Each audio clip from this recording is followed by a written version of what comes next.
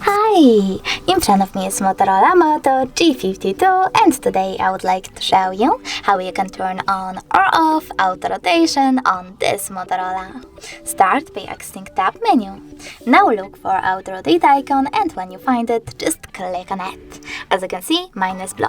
That means that auto rotation is definitely on. In order to turn it off, just click again. If you wish to, you can always go into settings as well. Tap on display section over here. Scroll down just a bit and click on the switcher next to auto rotate screen. If the switcher is blue, that means that auto rotation is on. If you wish to turn it off, just click on the switcher again. Thanks so much for watching. If you enjoyed this video, leave a like, comment and subscribe. Bye!